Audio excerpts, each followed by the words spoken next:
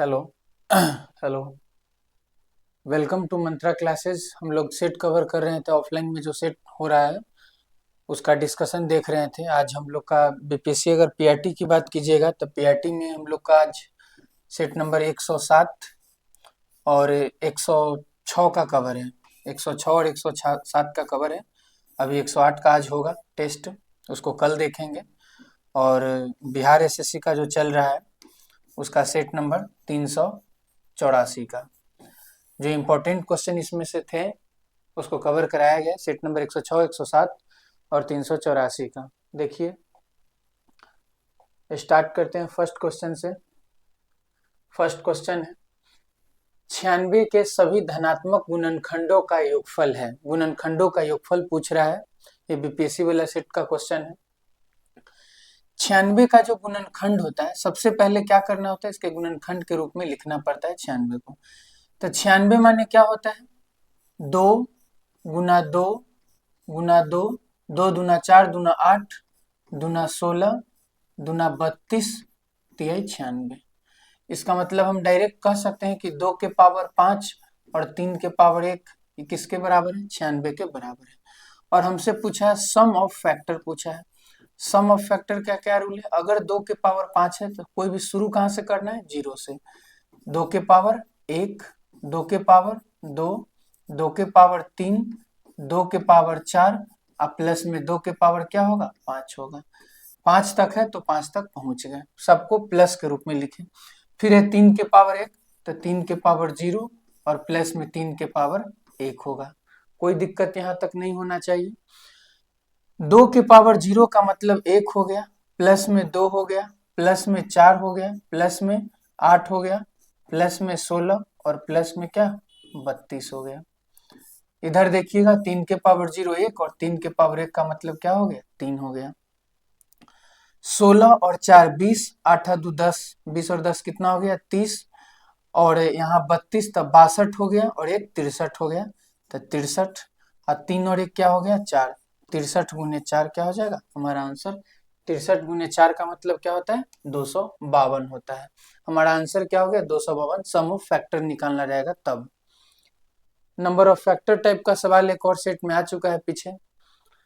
देखिए, second question है, एक आयत और एक वर्ग के परिमाप बराबर है। ठीक है, वर्ग का परिमाप 96 सेंटीमीटर है और आयत की चौड़ाई वर्ग की भुजा से 4 सेंटीमीटर कम है। पहले ये समझिए, अगर वर्ग का परिमाप आयत के परिमाप के बराबर है और वर्ग का परिमाप 96 दिया हुआ है, आप जानते हैं कि जो वर्ग का परिमाप होता है वो चारों भुजाओं के योगफल ही तो होता है। 4 गुने भुजा बड़ा वर्ग का परिमाप। तब वर्ग का परिमाप अगर 96 दिया हुआ है तो हमसे अगर एक भुजा पूछेगा तो 96/4 मतलब कितना, 24। तो ये क्या आ गया, वर्ग का एक भुजा निकल के आ गया। और जो आयत की चौड़ाई है वो वर्ग की भुजा से क्या है, 4 सेंटीमीटर कम है। इसका मतलब है 24 माइनस 4 कितना, 20 आ गया। इसका मतलब आयत का चौड़ाई कितना निकल गया, 20 निकल गया। पूछा तब आयत के क्षेत्रफल का दुगना किसके बराबर होगा। ठीक है, पहले तो लंबाई फाइंड आउट करना है। आयत का जो परिमाप होता है क्या होता है, 2 इंटू में लंबाई प्लस में चौड़ाई। और जो आयत का परिमाप वही वर्ग का परिमाप, और वर्ग का परिमाप क्या है, 96। तो इसका भी परिमाप क्या होगा, 96। काटिए, 2 से कितना बार में जाएगा, 48 बार में जाएगा। एल के जगह एल लिख दीजिए और बी का वैल्यू क्या है, 20। तो एल प्लस बी अब बराबर में क्या, 48। तो एल का मान क्या हो जाएगा, 28 हो जाएगा। कोई दिक्कत नहीं। अब पूछा है आयत का क्षेत्रफल। आयत का क्षेत्रफल क्या होगा, लंबाई अगुना में चौड़ाई। 28 दूना क्या होगा, 56, 560। अब पूछा है आयत के क्षेत्रफल का दुगुना। तो क्षेत्रफल है 560, तो 560 का दुगुना 560 गुने 2 मतलब क्या, 112 पर 1 0, 1120 हमारा क्या होगा, आंसर होगा। सिंपल सवाल था, बस लैंग्वेज बनाया हुआ था, लंबाई चौड़ाई निकालना था, क्षेत्रफल नहीं निकाल के फिर क्षेत्रफल का दुगुना कैलकुलेशन को बढ़ाना था बस। थर्ड क्वेश्चन देखिए, यदि किसी संख्या का 60%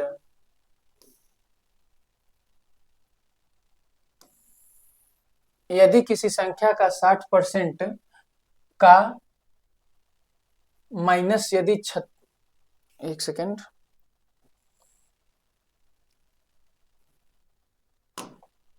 यदि किसी संख्या का 60% का यदि 36 हो तो संख्या का मान क्या होगा। क्वेश्चन थोड़ा सा एरर लग रहा है, देखते हैं। मान लीजिए कहीं यहाँ इक्वल रहा होगा, उसी हिसाब से बनाते हैं। हम मान लेते हैं संख्या क्या है, x है, तो संख्या का 60% क्या होगा, x गुने 60/100।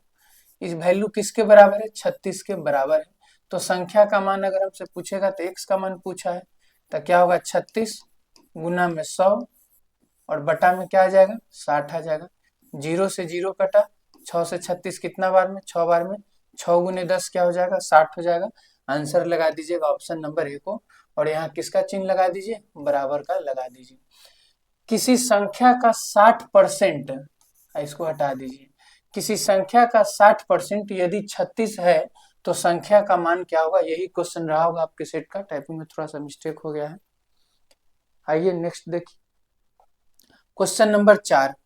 क्वेश्चन नंबर 4 में है x प्लस वाई बराबर 4, 1/x प्लस में 1/y बराबर 4, तो x cube plus y cube का मान क्या होगा। देखिए x प्लस वाई का वैल्यू दिया हुआ है, क्या 4 दिया हुआ है। 1/x अब प्लस में क्या 1/y, अब बराबर में क्या दिया हुआ है 4 दिया हुआ है। अगर इसको हम फर्दर सॉल्व करेंगे तो एलसीएम क्या हो जाएगा एक्स वाई, क्या हो जाएगा यहाँ y, यहाँ क्या होगा x, अब बराबर में क्या हो जाएगा 4 हो जाएगा। यहाँ पे फोकस करिए, x प्लस वाई का वैल्यू क्या है 4, तो यहाँ भी तो x प्लस वाई है, तो इसके जगह हम 4 रख सकते हैं, कोई दिक्कत नहीं इसमें। बटा में एक्स वाई, अब बराबर में क्या 4, 4 से 4 कट गया, तो एक्स वाई का वैल्यू क्या आ जाएगा, क्रॉस गुना करिएगा तो 1 आ जाएगा। यहाँ तक कहिए कोई दिक्कत है तो। हमको x प्लस वाई का भी मान पता है, x इंटू वाई का भी मान पता है, एक है। पूछा क्या है, x cube plus y cube. अगर इसका फॉर्मूला लिखिएगा तो क्या होता है, a cube plus b cube का, ए प्लस बी इंटू में ए स्क्वायर प्लस में बी स्क्वायर और माइनस में क्या ए बी होता है। यहाँ तक समझने में कोई दिक्कत नहीं। आप देखिए x प्लस वाई की जगह हम क्या रख सकते हैं, x प्लस वाई का वैल्यू 4 दिया हुआ है ना, तो इसके जगह क्या रख दे 4 रख दे। X square plus Y square को तो मान पता नहीं है, एक्स वाई का सिर्फ पता है। लेकिन एक बात बताइए, इस पूरे बात को हम ऐसे लिख सकते हैं, एक्स प्लस वाई का होल स्क्वायर और माइनस में 3ab, कोई दिक्कत इसमें। समझिएगा क्या लिखे हैं। अगर हम x प्लस वाई को ब्रेक करेंगे तो ए स्क्वायर प्लस में बी स्क्वायर अब प्लस में क्या 2ab, तो ए स्क्वायर प्लस बी स्क्वायर अब प्लस में 2xy, अब माइनस में xy है, तो अगर हम इसमें प्लस में 2xy आएगा, अगर माइनस में 3xy करेंगे तो फिर माइनस में xy नहीं आ जाएगा। इसलिए जो बात आप देख रहे हैं यहाँ लिखा हुआ, इस पूरे के बदले हम इसको लिख सकते हैं, आप ब्रेक करके देखिए वही आ जाएगा। आगे देखिए 4, x प्लस वाई का वैल्यू क्या दिया हुआ है 4 दिया हुआ है, तो 4 का स्क्वायर क्या होगा 16 होगा, माइनस 3 एक्स वाई का वैल्यू क्या निकल के आया है 1 निकल के आया है, तो यहाँ क्या रख दे 1 रख दे। 16 में से 3 गया 13, 4 गुने 13 क्या होगा 52, हमारा आंसर होगा option number A 52।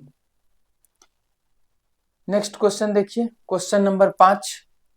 Question number 5 में 550 रुपए की राशि 2 समान वार्षिक किस्तों में चुकाई जानी है।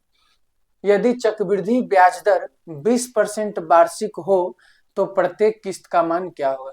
सीआई का इंस्टॉलमेंट का सवाल है, कितना किस्ती है 2 किस्ती है, रेट जो है वार्षिक दिया हुआ है और किस्त भी कैसा है वार्षिक है, तो ज्यादा इशू है नहीं। 20% का मतलब क्या है 1/5, इसका मतलब पैसा 5 से क्या हुआ 6। अगला किस्त 2 बार है तो 5 का स्क्वायर करते हैं और 6 का स्क्वायर करते हैं, और डायरेक्ट इसी बात को इसे लिख सकते हैं, क्या लिख सकते हैं कि 5 का स्क्वायर क्या हो गया 25, 5 का स्क्वायर क्या लिख दे 25 और 6 का स्क्वायर क्या लिख दे 36 लिख दे। किस्ती यहाँ लिखते हैं ना, ये बराबर होना चाहिए ना, बराबर नहीं है तो ऊपर 6 से मल्टीप्लाई, ये 5 6 में अगर इधर 6 से मल्टीप्लाई किए तो इधर भी करना पड़ेगा, कोई दिक्कत इसमें नहीं। अब यहाँ भी 36 रुपए का किस्ती हो गया, यहाँ भी 36 रुपया का किस्ती हो गया। टोटल राशि कितना है 550, आपको कितना आया 6 पछे 30 और 25 कितना हो गया 55 हो गया। अब इस 55 का वैल्यू क्या दिया हुआ है 550 दिया हुआ है, तो एक का वैल्यू कितना होगा, तो आप कहिएगा 10 हो जाएगा। एक किस्ती है कितना का 36 का, तो 36 का वैल्यू क्या हो जाएगा 360 हो जाएगा हमारा आंसर ऑप्शन नंबर। ऑप्शन कोई है नहीं यहाँ पे, आप इसको 380 को 360 बना दीजिए। और हमारा आंसर हो जाएगा ऑप्शन नंबर सी, 360 रुपए का एक किस्ती होगा। एक सेकेंड।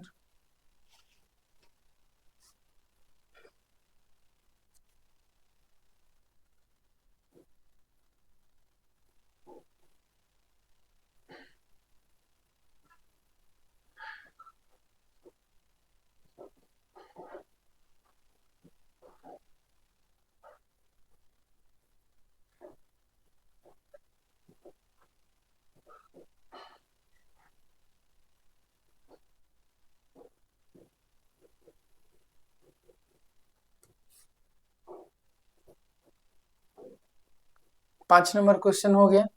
एक बार फिर समझ लीजिए। रेट कितना है? 20% है। 20% का मतलब क्या होता है? 1/5 होता है। इसका मतलब 5 से क्या बना? 6। दो किस्त है तो 5 का स्क्वायर 25, 6 का स्क्वायर क्या हो जाएगा? 36 हो जाएगा। 6 पछे 30 और 25, 30 और 25 को जोड़िएगा कितना आएगा? 55 आएगा। टोटल पैसा आ गया। एक किस्त कितना का है? 36 का है। क्वेश्चन में कितना रुपया दिया हुआ है? 550 रुपया। तो 55 का वैल्यू 550, तो एक का वैल्यू कितना हो गया? 10। तो 36 का वैल्यू कितना हो जाएगा? 360। तो एक किस्ती का मान कितना आ गया? 360 आ गया। नेक्स्ट देखिए, 48 AB एक अंकों की संख्या है। 48 ये भी 4 अंकों की संख्या है। 4 अंकों की संख्या है जो 2, 5 और 7 से विभाज्य है। तो 10A माइनस में B का मान क्या होगा? तो सबसे पहले तो हमको A का और B का मान निकालना पड़ेगा। तो एक संख्या है, संख्या क्या है? 4, 8 A और B। अब इस संख्या जो है किससे कट रहा है? 2 से भी कट रहा है, 5 से भी कट रहा है और 7 से भी कट रहा है। तो हम कह सकते हैं कि अगर 2 से भी कट रहा है, 5 से भी कट रहा है और 7 से भी कट रहा है, तो डायरेक्ट अगर हम कहें कि संख्या 70 से कट जाएगा, कोई दिक्कत? क्यों कह रहे हैं समझिए। कि एग्जाम्पल लेते हैं। जैसे मान लीजिए कि एक संख्या हम ले लिए 20। अब आप देखिए कि 20 जो है 2 से कट रहा है, तो बिल्कुल आप कहिएगा हाँ 2 से कट रहा है।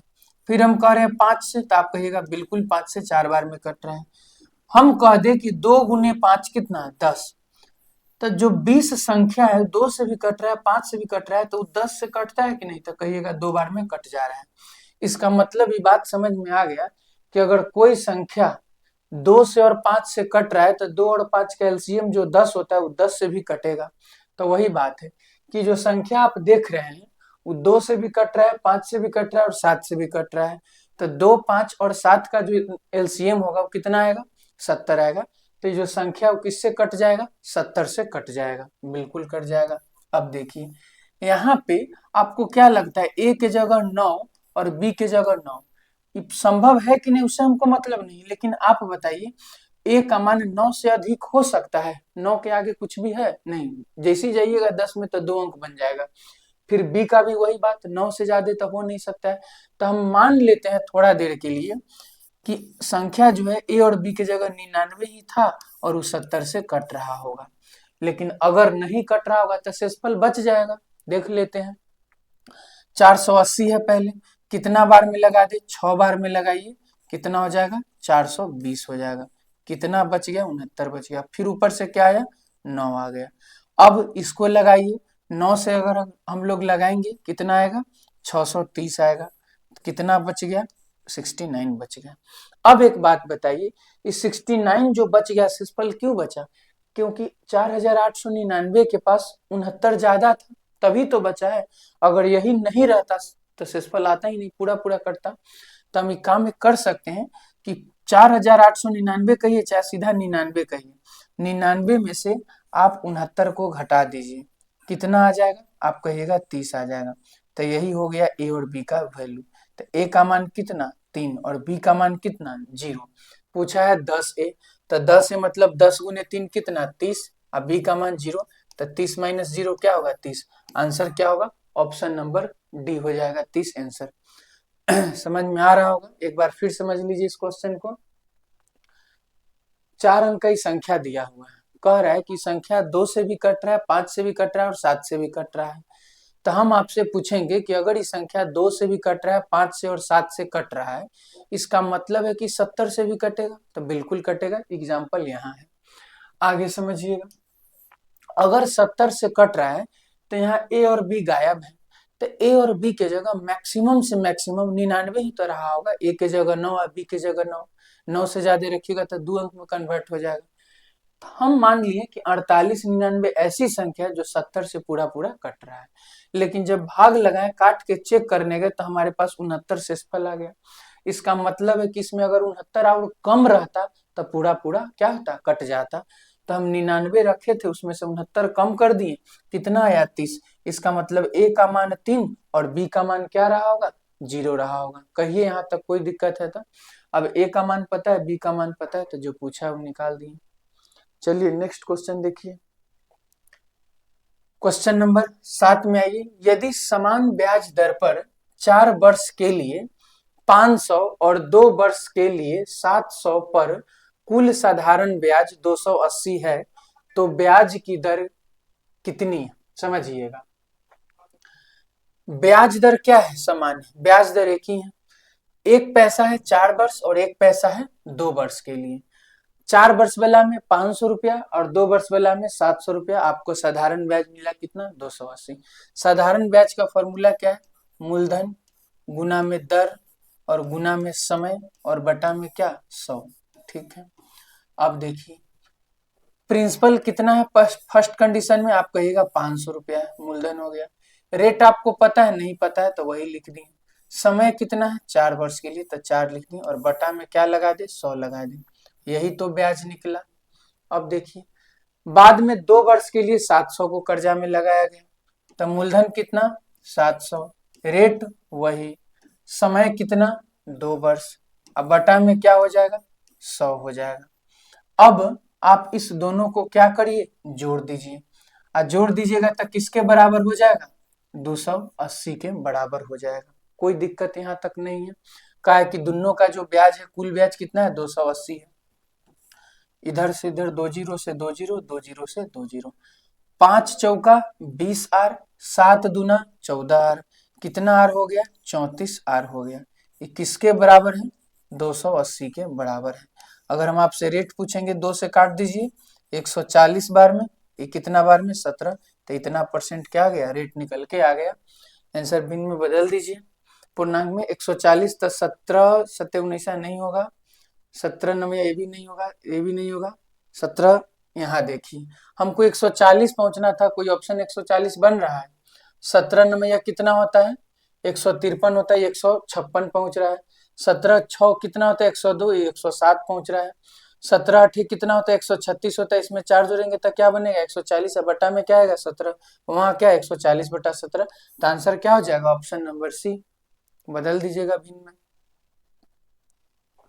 नेक्स्ट क्वेश्चन देखिए, क्वेश्चन नंबर 8।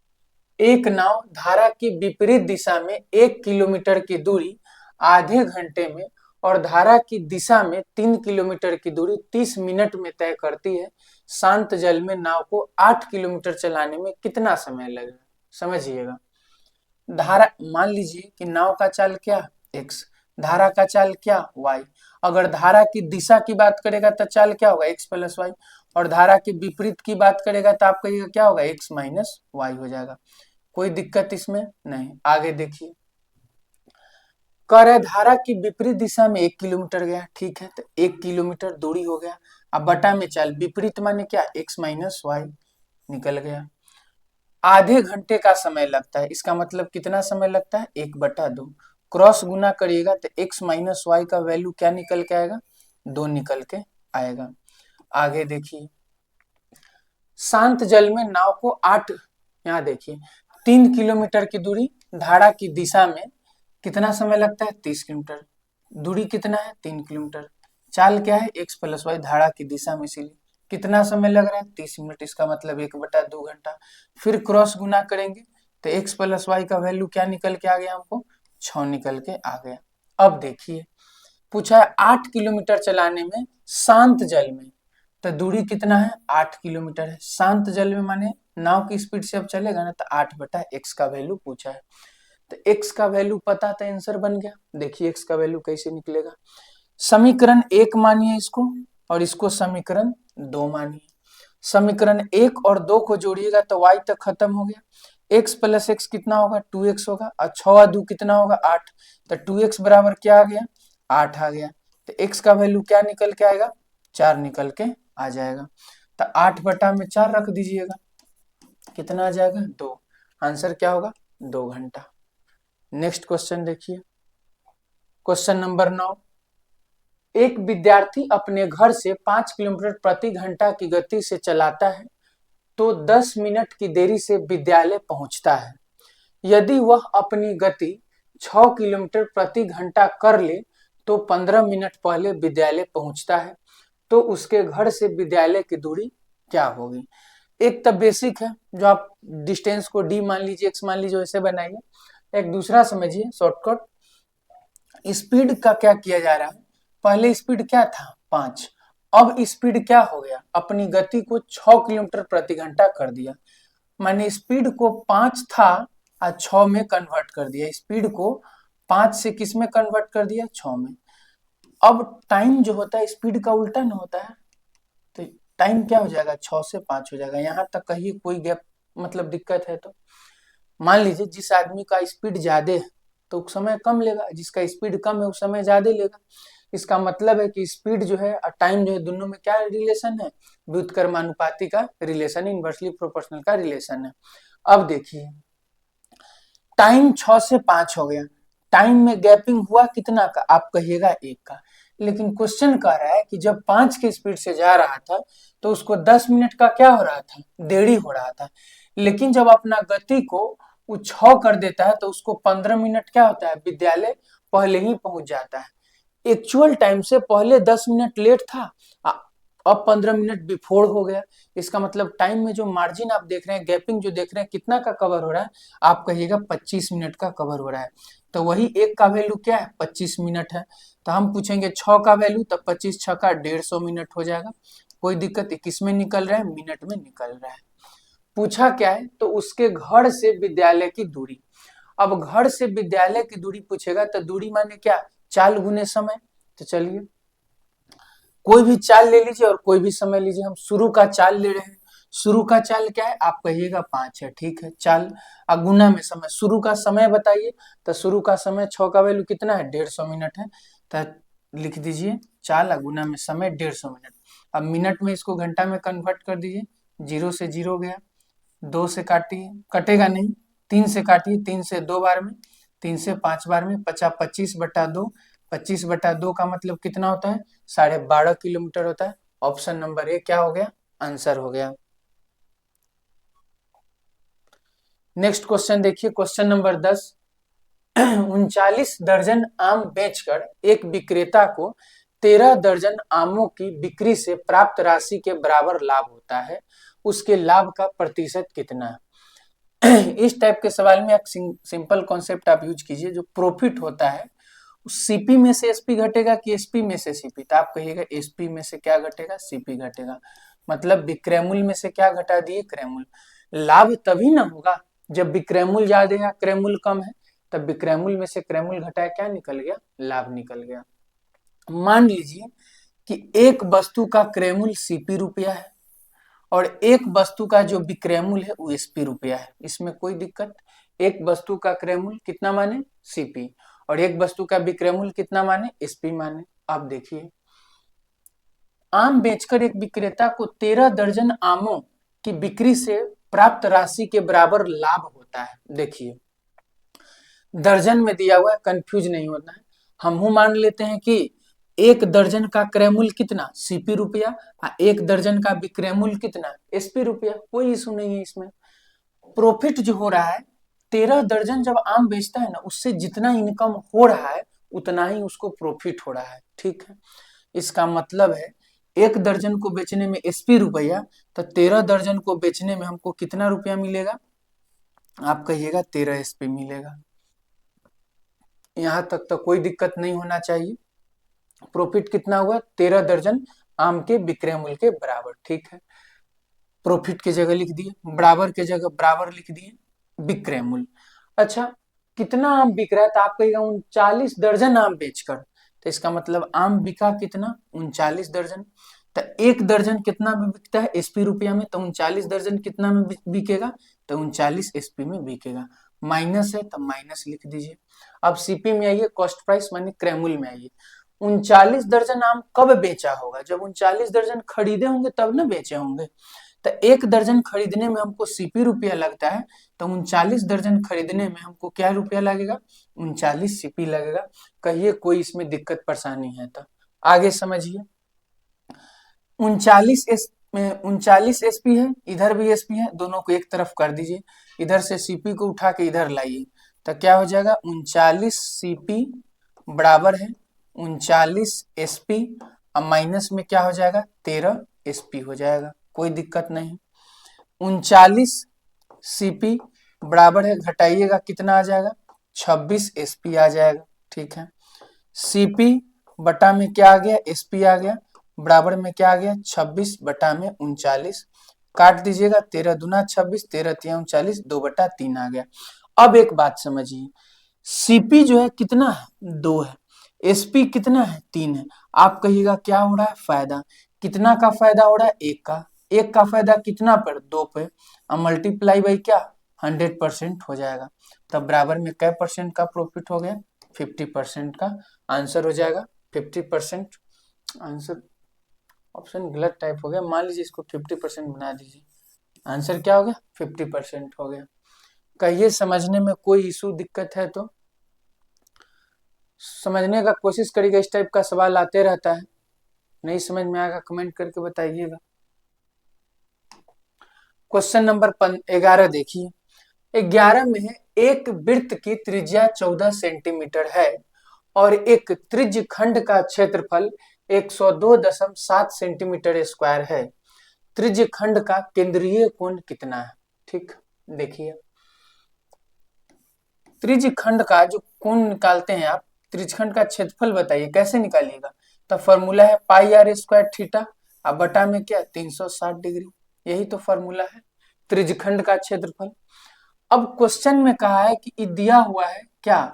102 और दशमलव में कितना? 7। ठीक है, त्रिज्या कितना दिया हुआ है? 14 दिया हुआ। पाई का वैल्यू आप जानते हैं क्या होता है? 22/7 होता है। और त्रिज्या का वैल्यू 14 है तो लिख दीजिए 14, और गुना में 14। और त्रिज्यखंड का कोण ही तो बताना है, तो पता नहीं है, थीटा का थीटा लिख दिए, बटा का क्या लिख दे? 360 लिख दें। अब बराबर में क्या हो जाएगा? 102 और दशमलव में क्या हो जाएगा? 7 हो जाएगा। इस चीज में तो कोई इशू नहीं ना, इस 7 नीचे आ गया, 360 कहाँ चला गया? इसे 22/7 नीचे ही आना है, लास्ट में एक ही बार में लिख सकते हैं। अब देखिए थीटा का मान पहले तो काट दीजिए, जो कट रहा है 7 से 2 बार में कट रहा है, काट दिए। 2 से कटेगा 380, कितना बार में? 180 बार में। 2 से काट दीजिए 90 बार में, और 2 से काट दीजिए इसको 11 बार में, कोई दिक्कत नहीं।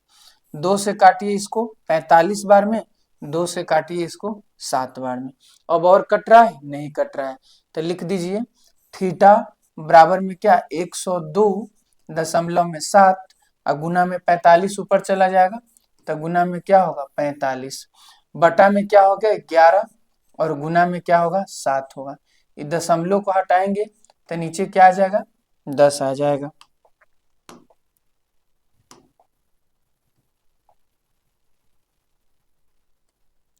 समझिएगा कि दशमलव है, ऐसा नहीं कि कंफ्यूज हो जाएगी। यहाँ दशमलव था, उसको हम काट दिए हैं। आगे देखिए,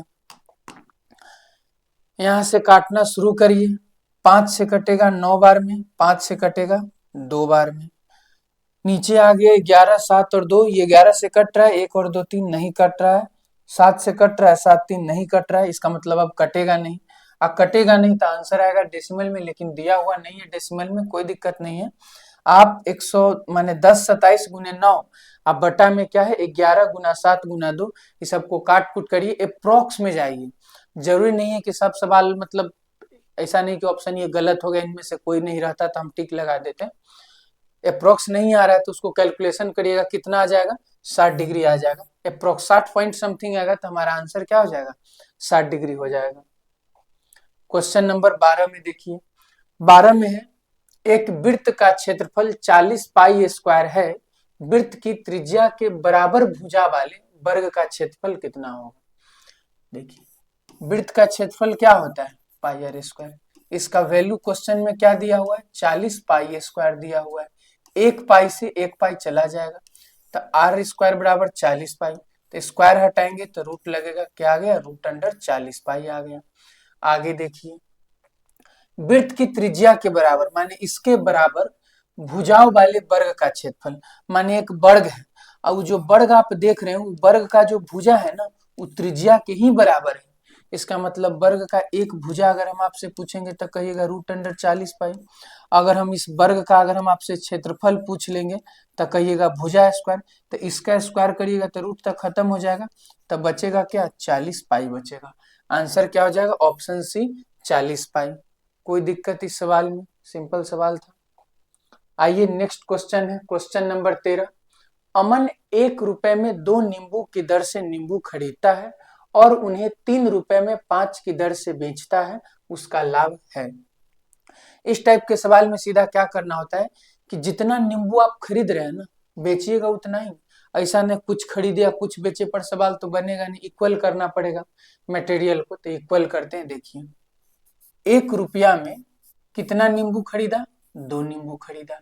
बेच जब रहा है तो 3 रुपया में कितना नींबू, 5 की दर से, मतलब 3 रुपया में क्या नींबू बेचेगा, 5 नींबू बेचेगा। 3 रुपया में 5 नींबू सेल कर दिया। यहाँ 2 नींबू खरीदा, यहाँ 5 नींबू खरीदे, तो हो ही नहीं सही। हम इसको क्या करेंगे, बराबर। बराबर करने के लिए अगर इसमें हम 5 से मल्टीप्लाई करेंगे तो 5 दूना 10, इसमें 2 से करेंगे तो 5 दूना 10 हो गया इक्वल। अब यहाँ 2 से किए तो यहाँ भी तो 2 से करना पड़ेगा, यहाँ 5 से किए तो इधर भी तो 5 से करना पड़ेगा। तो 5 गुने कै रुपया, 5 रुपया। 3 गुने 2 कै रुपया, आप कहिएगा 6 रुपया।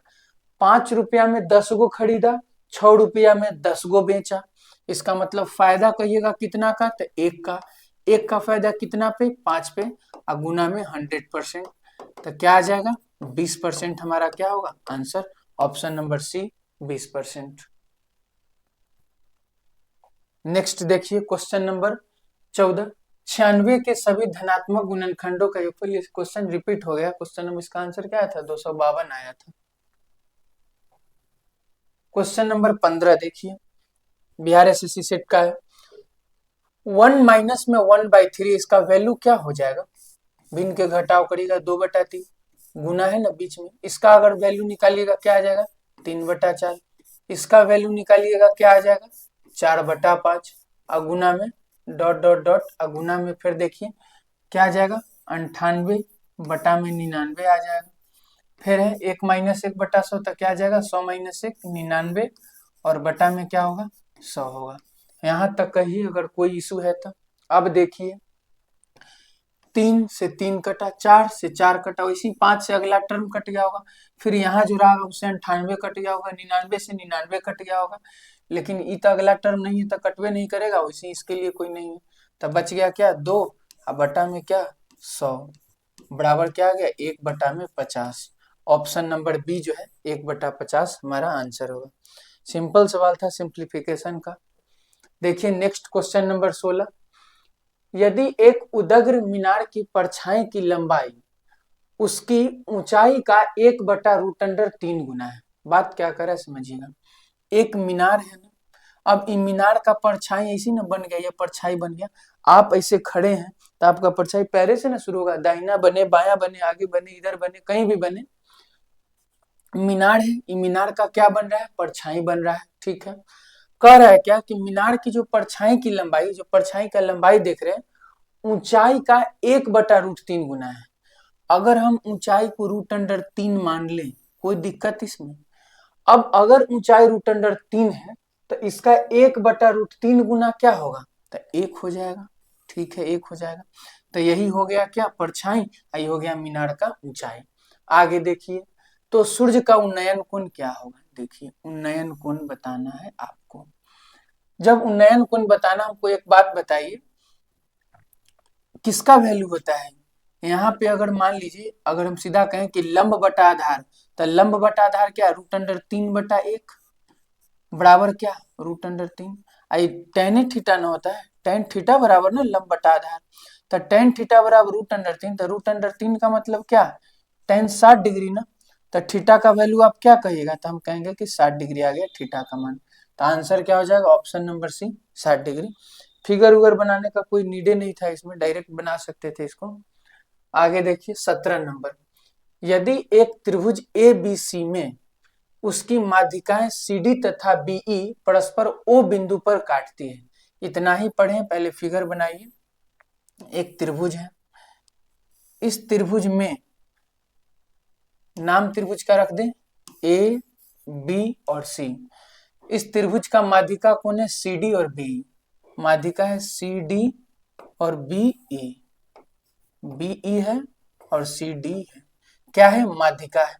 माध्यिका है तो एकदम बराबर रेशियो में कट रहा होगा ना, ये भी बराबर रेशियो में नहीं कट रहा होगा। आगे देखिए त्रिभुज ओ डी ई, त्रिभुज ओ पे कट रहा है ना, हाँ ये बात पता है कि ओ पे कट रहा है, मतलब किससे? त्रिभुज ओ डी ई से। डी से ई को मिलाना पड़ेगा, मिला दिए।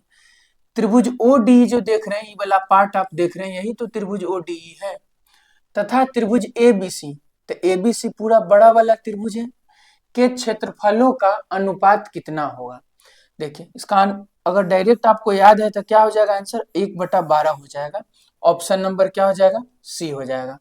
मतलब कि छोटा वाला अगर 1 यूनिट है तो पूरा बड़ा वाला की बात करिएगा तो कई यूनिट होता है? 12 यूनिट। ये थ्योरम है, आप थ्योरम याद रखिए कि छोटा वाला 1 यूनिट तो बड़ा वाला पूरा क्या? 12 यूनिट होता है। अब बनना चाहिए माध्यिका के मिलाने से ही।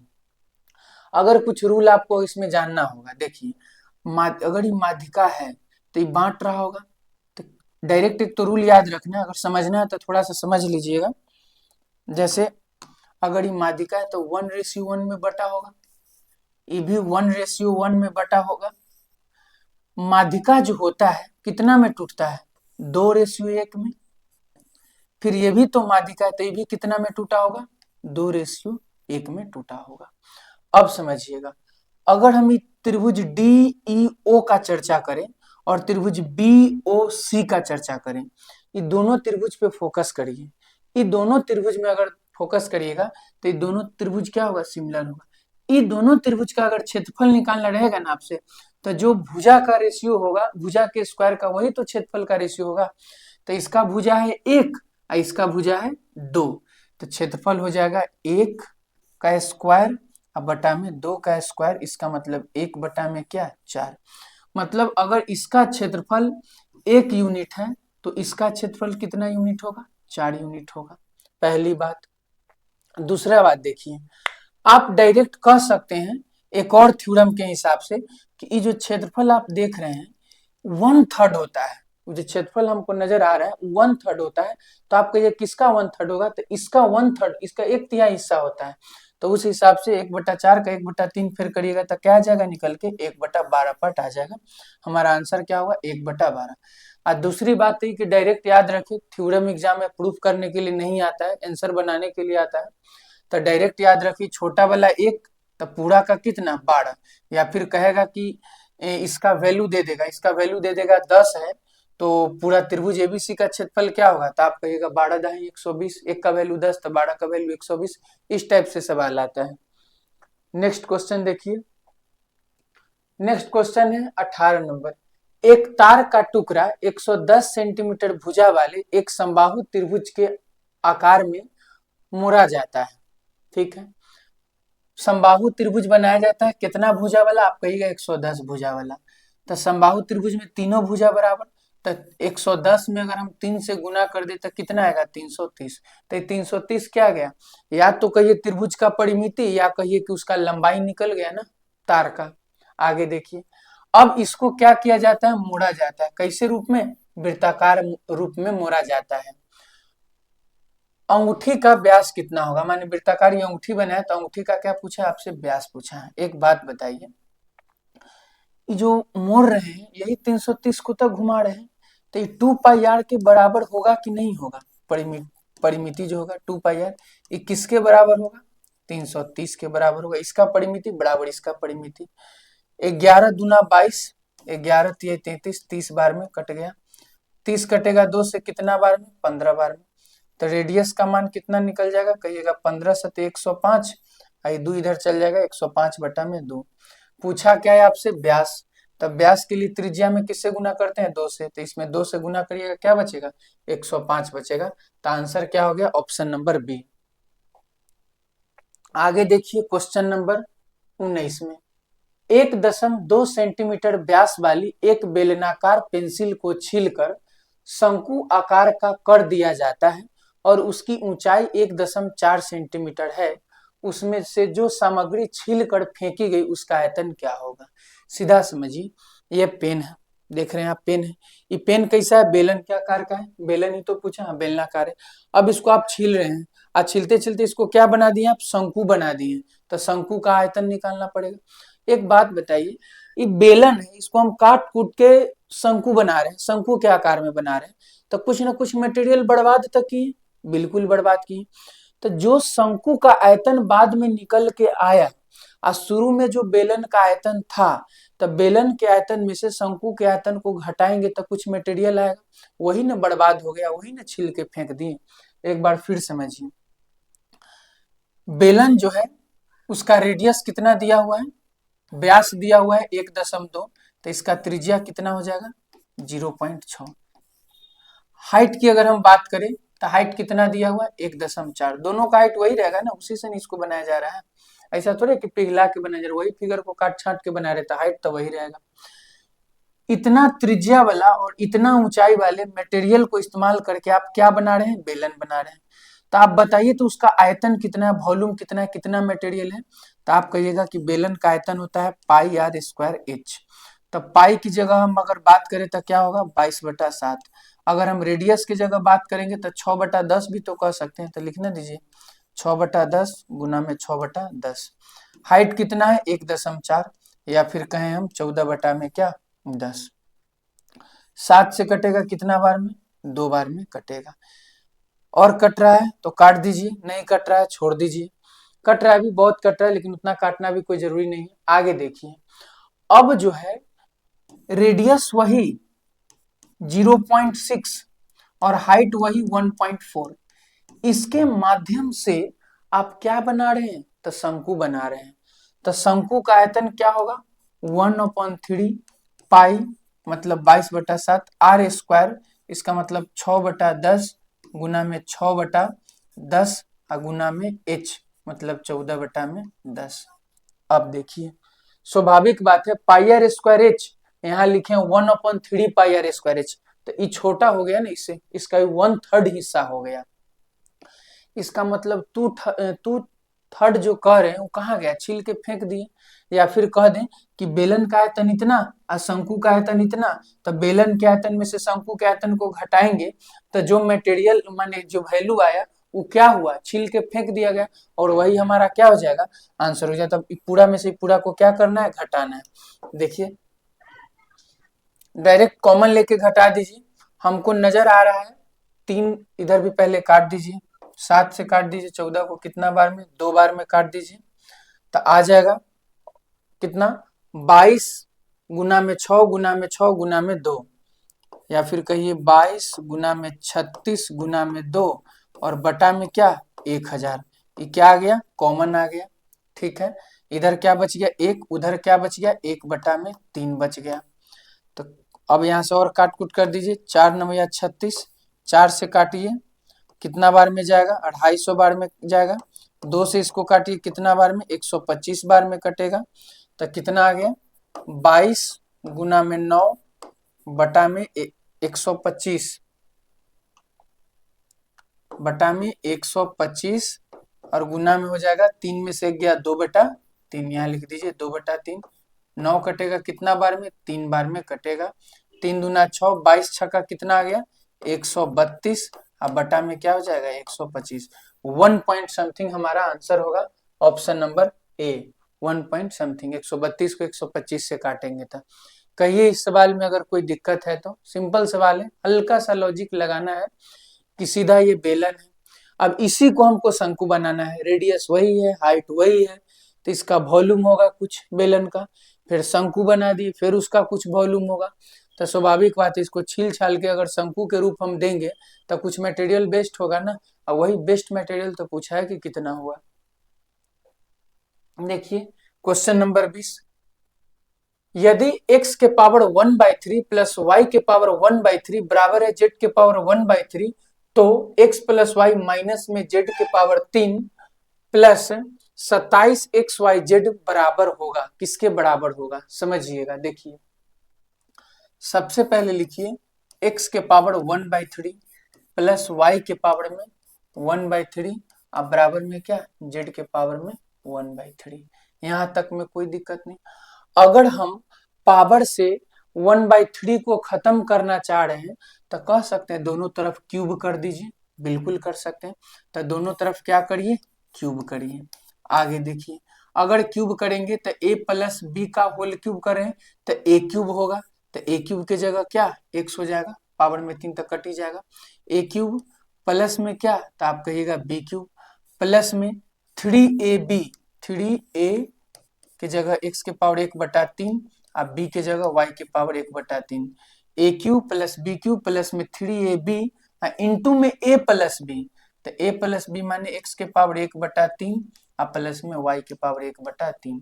अब बराबर में क्या है z के पावर 1/3, तो इधर भी तो क्यूब किए हैं तो कट जाएगा सीधा। 1/3 से 3 कट गया तो 1 लिखना कोई जरूरी नहीं है। चलिए आगे बढ़िए। x प्लस में y, अगर हम इस z को इधर बुला ले तब माइनस में क्या हो जाएगा z बराबर में इसको उधर भेज दे तो क्या हो जाएगा -3 x के पावर 1/3 y के पावर 1/3। अभी ऐसे ही लिख दीजिए 1/3 y के पावर में 1/3।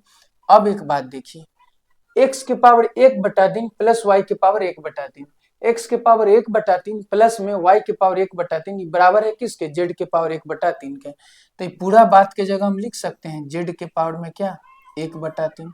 यहाँ तक कोई इशू नहीं होना चाहिए, सिर्फ क्यूब करें अभी कुछ नहीं किए। इधर वाले मटेरियल का और इधर वाले मटेरियल का क्या किए क्यूब किए हैं। तो a क्यूब तो 3 खत्म, तो a cube plus b cube plus में 3ab इंटू में a प्लस b इसका भी क्यूब किए तो क्या आ गया z को उठा के इधर ले आए इसको उठा के उधर कर दिए। उधर करने के दौरान में इस पे नजर पड़ा कि x के पावर 1/3 y के पावर 1/3 तो z के पावर 1/3 के बराबर है, तो उसके जगह डायरेक्ट इसको लिख दिए। यहाँ तक कोई इशू नहीं होना चाहिए। आगे देखिए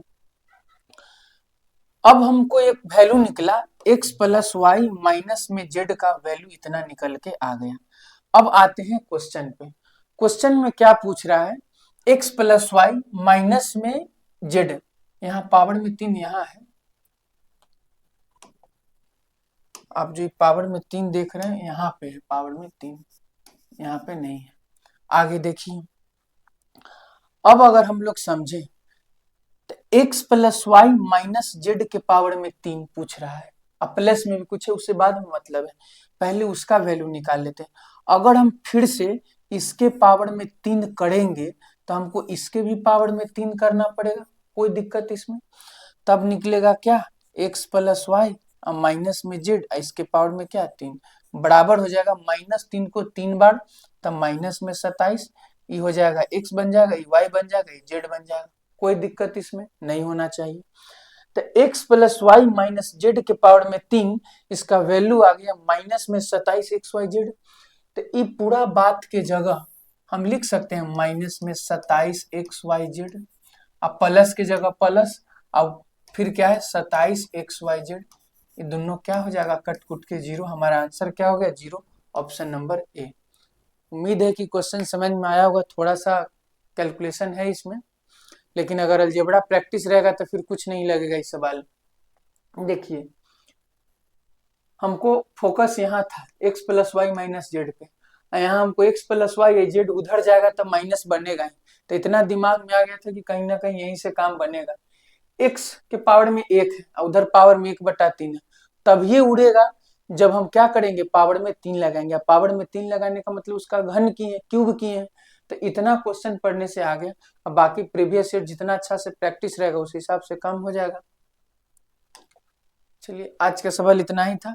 नेक्स्ट हम लोग का टेस्ट होने वाला है बिहार एसएससी का, क्या होने वाला है सेट नंबर 385 और बीपीएससी पीआरटी का जो सेट चल रहा है उसमें सेट नंबर 108 का डिस्कशन नेक्स्ट वीडियो में अपलोड हो जाएगा। चलिए ठीक है, थैंक यू।